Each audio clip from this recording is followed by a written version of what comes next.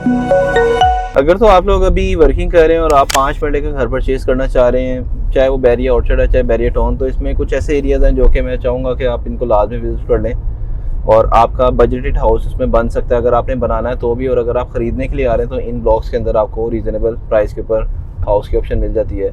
जो एक्सटेंशन होती हैं जितनी भी बैरिया टाउन की हैं उसमें रीज़नेबल प्राइजेस के ऊपर प्लॉट की प्राइस भी है, और कंस्ट्रक्टेड प्रॉपर्टी जो है, हाउस जो है, ब्रांड न्यू चाहे यूज्ड हो, वो भी रीज़नेबल प्राइस के ऊपर आपको मिल जाता है।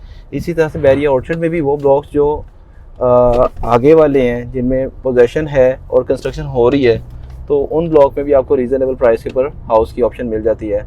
अब रीज़नेबल प्राइस की बात करें तो बैरिया टाउन के अंदर गज़नवी एक्सटेंशन, सेकंड नंबर के ऊपर टीपू एक्सटेंशन, थर्ड नंबर के ऊपर आपको जीना एक्सटेंशन, फोर्थ नंबर के ऊपर आपको आने वाले टाइम के अंदर जौहर ब्लॉक, और फिर आपको ये जो नश्तर ब्लॉक एक्सटेंशन है इनकी ऑप्शंस मिलती हैं।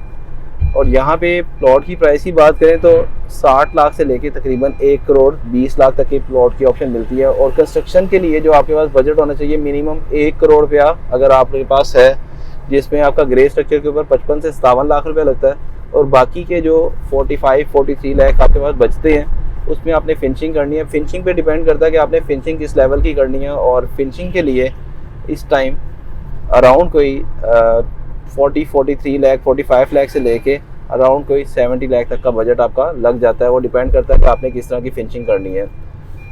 अब बात करते हैं कि बैरिया ऑर्चर्ड में जिन लोगों का बैरिया टाउन का भी बजट नहीं है, वो बैरिया ऑर्चर्ड में किसी ब्लॉक को विजिट कर लें और उसमें अपना घर बना सकते हैं। तो उसमें again J extension, H extension, G block, F block, E block, eastern extension, ये ब्लॉक्स हैं जहाँ पे आप 5 मरले का रीजनेबल प्राइस के ऊपर हाउस ख़रीद भी सकते हैं।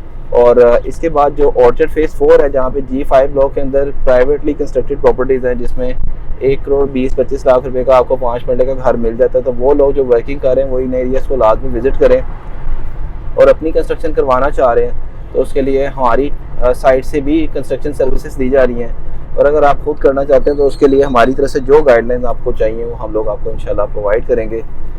वंस अगेन, अगर आपने बना बनाया घर ख़रीदना है तो उसके लिए भी कुछ आपने चीज़ें लाजमी इंस्पेक्ट करनी है, और उसके लिए होता है कि घर की क्वालिटी कैसी है।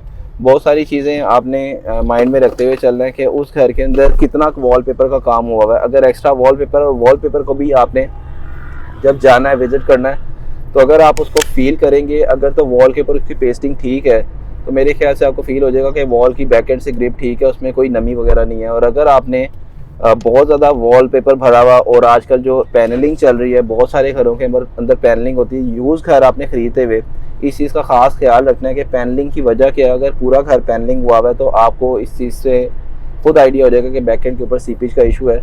ये यूज़ घरों के अंदर समटाइम हमारे क्लाइंट्स जा तो रहे होते हैं लो प्राइस के अंदर, तो आपका घर रेडी करने के लिए 4 से 5 महीने में घर रेडी हो जाता है। आप लोग अपनी कंस्ट्रक्शन खुद अपनी नज़रों के सामने करवा लेते हैं तो आपको पता होगा कि आपके बैकएंड के ऊपर घर किस तरह का मिल रहा है। घरों की ख़रीदारी में थोड़ी सी अमाउंट सेव करके आप अपने करोड़ 1.5 करोड़ की अमाउंट, 2 करोड़ की, 2.5 करोड़ की अमाउंट को जो है डिस्टर्ब कर सकते हैं। इससे बचा करें। और once again team DPS available है आपको असिस्ट करने के लिए। Thank you so much. अल्लाह हाफ़िज़।